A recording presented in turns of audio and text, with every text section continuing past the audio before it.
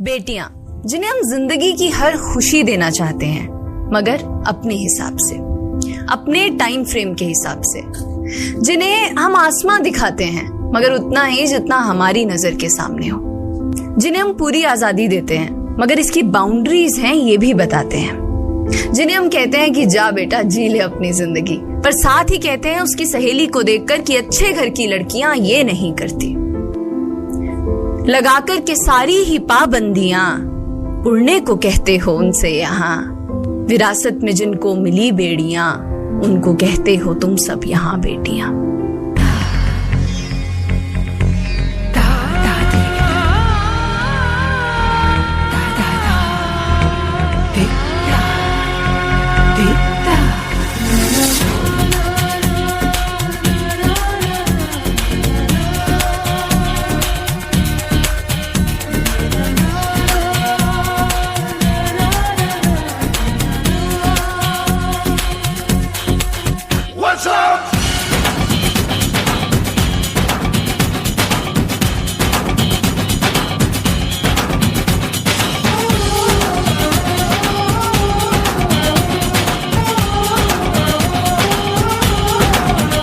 चले जैसे हवाएं सनन सनन, उड़े जैसे परिंदे गगन गगन, जाए तितलियां जैसे चमन चमन, घूमूं मैं भी मगन मगन।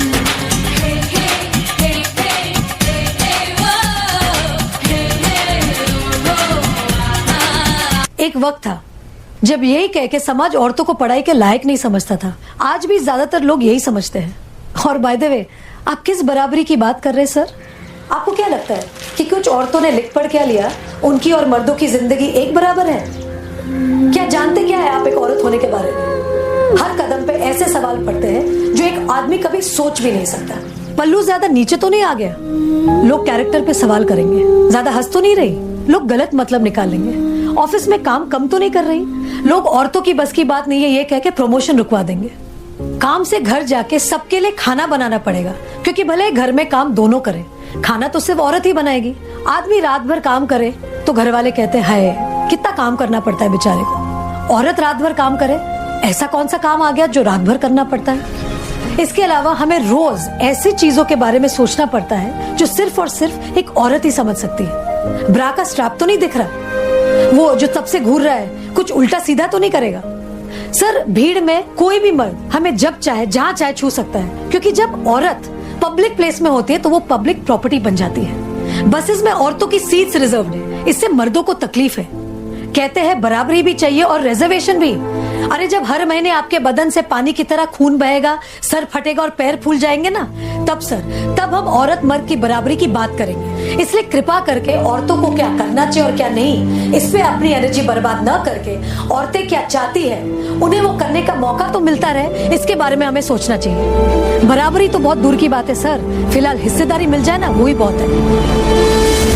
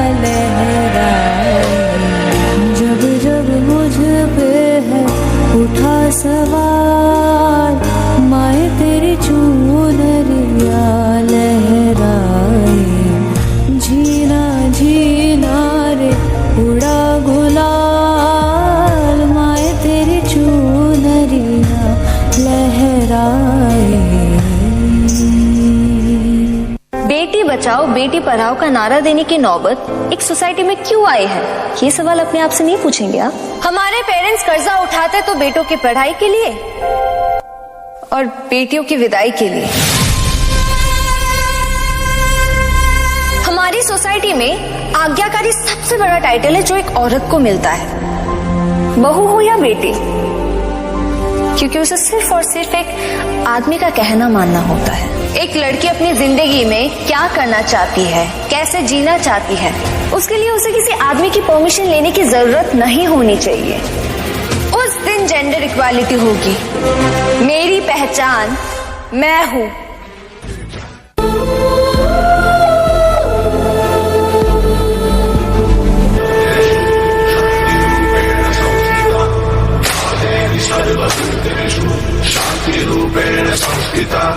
आज से अब से आन मेरी मैं तुमको ना छूने दूंगी, जान को चाहे चलनी कर दो मान को ना छूने दूंगी। छू के देखो दिल मेरा तुम्हें दिल में अपने बदलूंगी, पर छेड़ के देखो तुम मुझको मैं तुमको नहीं छोड़ूंगी,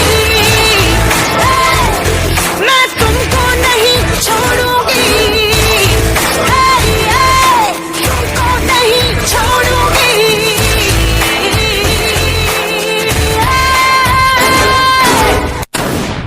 कहते हैं